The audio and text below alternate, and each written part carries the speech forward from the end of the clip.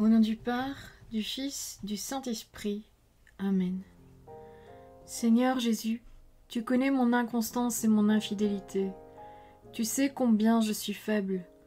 Alors je demande en ton nom que notre Père céleste envoie son Esprit pour que quotidiennement je puisse entreprendre la lecture du catéchisme de l'Église catholique et que mon cœur s'ouvre à la tradition enseignée par ton Église, ma mère.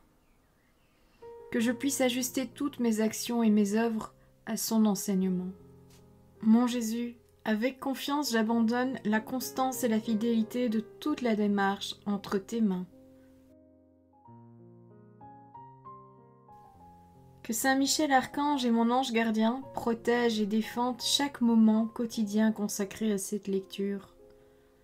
Maintenant, avec toi et par ta voix, disons: Notre Père, qui es aux cieux, que ton nom soit sanctifié, que ton règne vienne, que ta volonté soit faite sur la terre comme au ciel. Donne-nous aujourd'hui notre pain de ce jour. Pardonne-nous nos offenses comme nous pardonnons aussi à ceux qui nous ont offensés. Et ne nous laisse pas entrer en tentation, mais délivre-nous du mal. Amen. Ensemble, mon Jésus d'amour, saluons notre sainte maman, la Vierge Marie. Entre ses mains, je remets mon cœur, mon âme, ma volonté et ma vie, afin que par ses soins règne en moi la volonté du Père, et qu'en ses mains mes œuvres soient gardées, transformées, en parfaite offrande rayonnante de la lumière de Dieu, pour sa gloire, le salut des âmes et la consolation des âmes du purgatoire. Je te salue Marie, comblée de grâce. Le Seigneur est avec toi, tu es bénie entre toutes les femmes, et Jésus, ton enfant, est béni. Sainte Marie, Mère de Dieu, prie pour nous, pauvres pécheurs, maintenant et à l'heure de notre mort. Amen. Je te salue Marie, comblée de grâce, le Seigneur est avec toi. Tu es bénie entre toutes les femmes, et Jésus, le fruit de tes entrailles, est béni.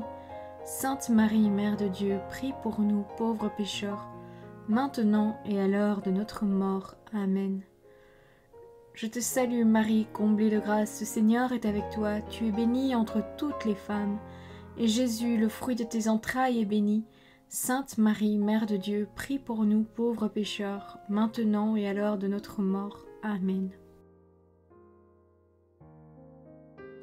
Ô Saint-Esprit, par l'intercession du cœur immaculé de la Sainte Vierge Marie, et par le cœur chaste de Saint Joseph, donne-moi un cœur doux, humble, pur, miséricordieux et charitable. Rends-moi docile à tes célestes inspirations, et prompte à y répondre. Que mon cœur enflammé de ton amour soit en toutes ses œuvres dans la volonté du Père, œuvrant ainsi sous ton joug léger et joyeux. Père céleste, je fais ces demandes par les mérites, les œuvres et les souffrances de Jésus-Christ, ton Fils bien-aimé.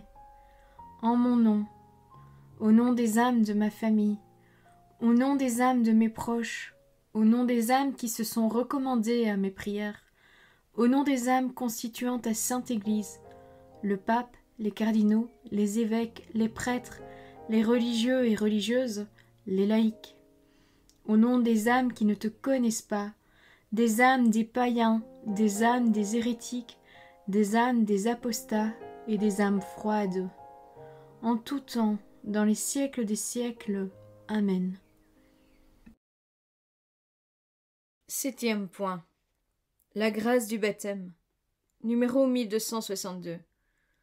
Les différents effets du baptême sont signifiés par les aimants sensibles du rite sacramentel. La plongée dans l'eau fait appel au symbolisme de la mort et de la purification, mais aussi de la régénération et du renouvellement.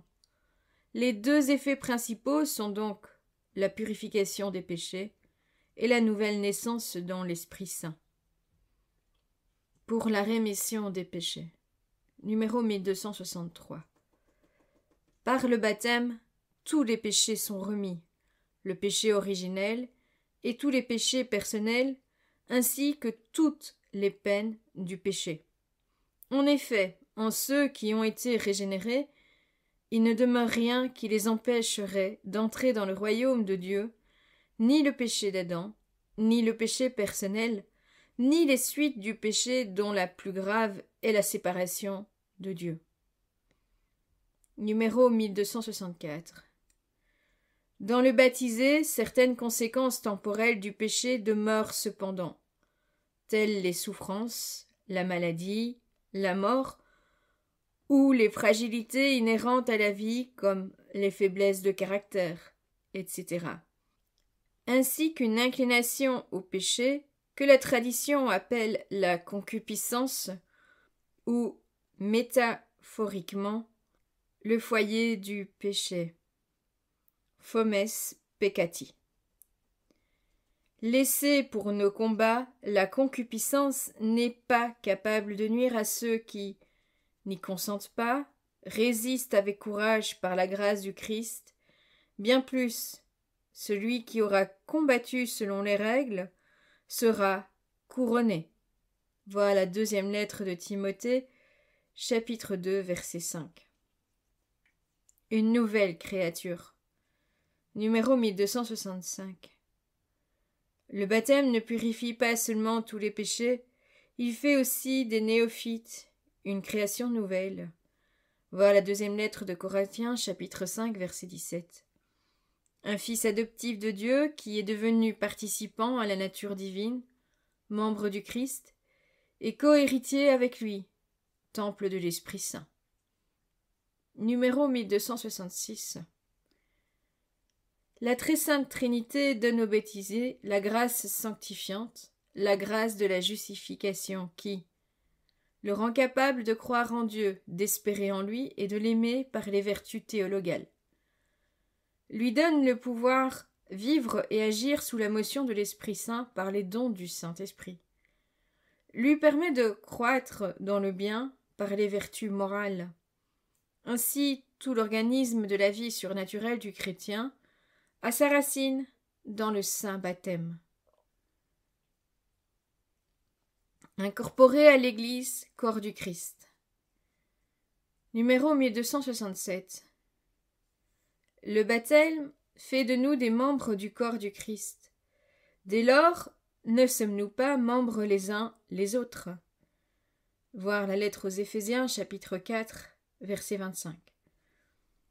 Le baptême incorpore à l'Église des fonds baptismaux nés l'unique peuple de Dieu, de la nouvelle alliance, qui dépasse toutes les limites naturelles ou humaines, des nations, des cultures, des races et des sexes.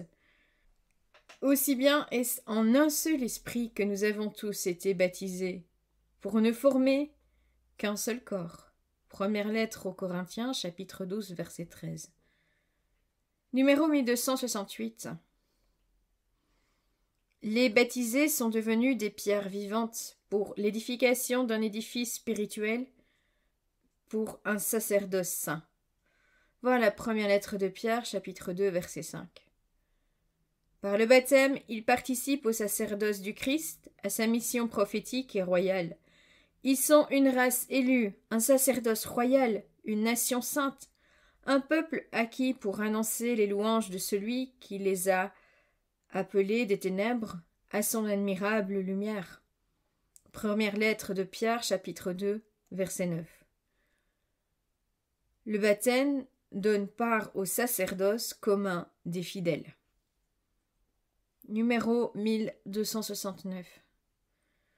Devenu membre de l'Église, le baptisé n'appartient plus à lui-même, mais à celui qui est mort et ressuscité pour nous. Dès lors, il est appelé à se soumettre aux autres, à les servir dans la communion de l'Église, et à être obéissant et docile au chef de l'Église, et à les considérer avec respect et affection. De même que le baptême est la source de responsabilité et de devoir, le baptisé jouit aussi de droits au sein de l'Église, à recevoir les sacrements, à être nourri avec la parole de Dieu, à être soutenu par les autres aides spirituelles de l'Église. Numéro 1270. Devenus fils de Dieu par la régénération baptismale, les baptisés sont tenus de professer devant les hommes la foi que par l'Église ils ont reçue de Dieu, et de participer à l'activité apostolique et missionnaire du peuple de Dieu. Le lien sacramentel de l'unité des chrétiens. Numéro 1271.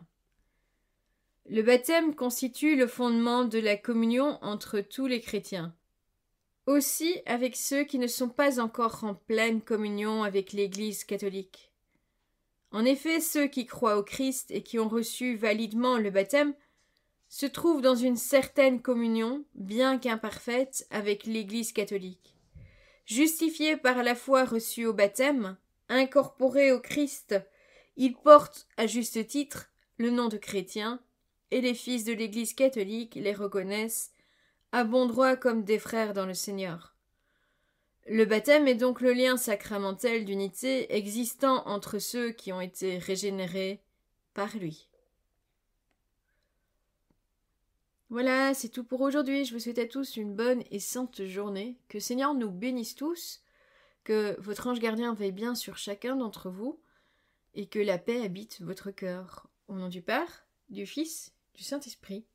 Amen.